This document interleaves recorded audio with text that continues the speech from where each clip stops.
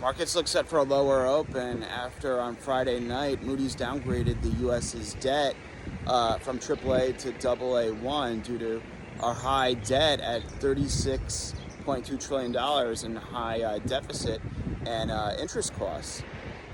Should we worry about this, in my opinion?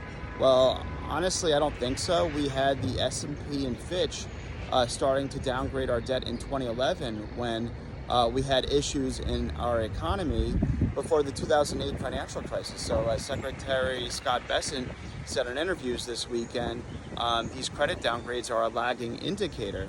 So that's something to keep in mind. And look, the S&P 500 and NASDAQ are down about 1% in the pre-market. And we also have 10-year bond yields up about over 4.5%, and 30-year bond yields are close to 5%. So that's something that we have to keep in mind. What's the best asset to invest in a time like this? Well, gold and Bitcoin are both report cards on financial stewardship. And Mike Novogratz basically said that on the CNBC interview a few days ago about Bitcoin. I think that's totally true, as Bitcoin investors are seeing all this fear, about tariffs and the uncertainty in the Sell America trade. With bond yields going up, what's the best asset to go to? Well, in this case, Bitcoin is a flight to quality. It's a flight to safety. Bitcoin also can't be tariffed. With other companies like Walmart pretty much issued a warning, which is another reason why the market could trade a little bit lower, that they might have to raise prices due to tariffs. Bitcoin can't be tariffed. It doesn't have company-specific risk. Bitcoin also doesn't have country-specific risk.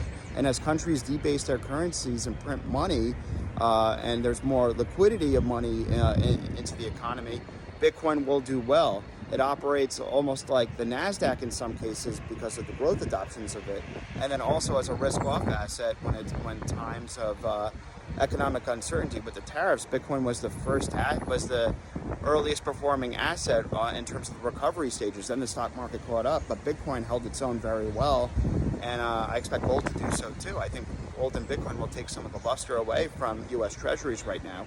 And yeah, we might have a little bit of a Sell America trade. I expect a little consolidation right now in the market.